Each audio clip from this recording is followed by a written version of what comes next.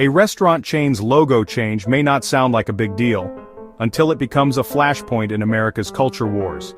Cracker Barrel recently unveiled a new rebrand, only to face swift backlash, and after President Donald Trump criticized the move, the company reversed course within hours, restoring its original logo. Tonight, we'll break down what happened, why the White House is celebrating this as a win, and what it reveals about business, politics, and branding in today's divided America. Cracker Barrel, a Southern-style restaurant chain known for comfort food and rustic imagery, has long used an overall-clad old-timer mascot. The image signals tradition, community, and a certain nostalgic identity that customers recognize.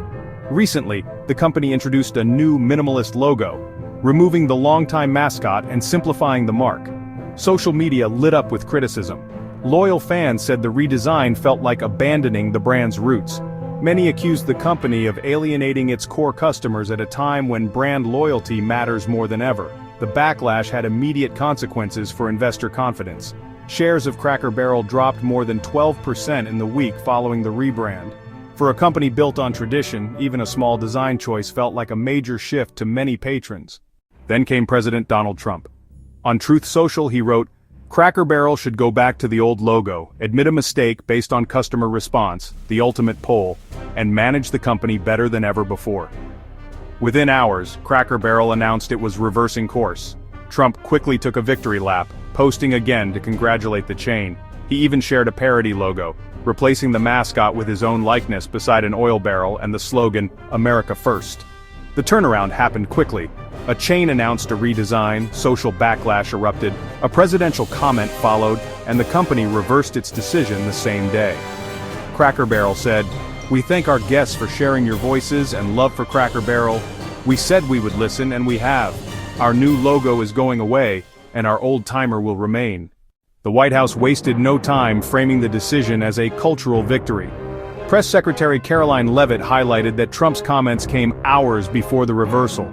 A deputy chief of staff posted that he received a call from Cracker Barrel thanking the president. According to the deputy chief of staff, he personally spoke with company executives who said the customer response led them to reverse the redesign. The administration framed it as proof that the president listens to everyday Americans and that companies respond when he speaks out. The market reacted quickly. After tumbling on news of the new logo, Cracker Barrel's stock spiked following the reversal. Investors welcomed the decision, a sign that sticking to identity can matter as much as marketing. In 1 week, the share price swung dramatically, losing millions in market value before bouncing once the company restored the original logo. For restaurant operators who rely on repeat customers, reputation is revenue, and branding decisions carry real financial consequences. What looks like a small design update can quickly become a national story with implications for both PR and the bottom line. This episode is part of a larger trend. Businesses increasingly find themselves at the center of political and cultural battles. We've seen similar controversies with other brands that suddenly found themselves in the middle of heated debates. From Bud Light to Target to Disney, branding decisions can be interpreted as political statements.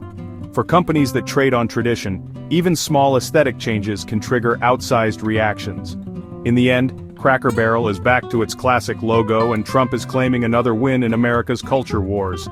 The lesson? In 2025, branding isn't just about marketing, it's about politics, identity, and connecting with your core audience. One wrong move can trigger outrage, market drops, and even presidential intervention. So what do you think? Should companies stick to tradition to keep customers happy, or take risks with bold new branding? Let me know in the comments. And don't forget to like, subscribe, and hit the bell for more insights into how business and politics collide.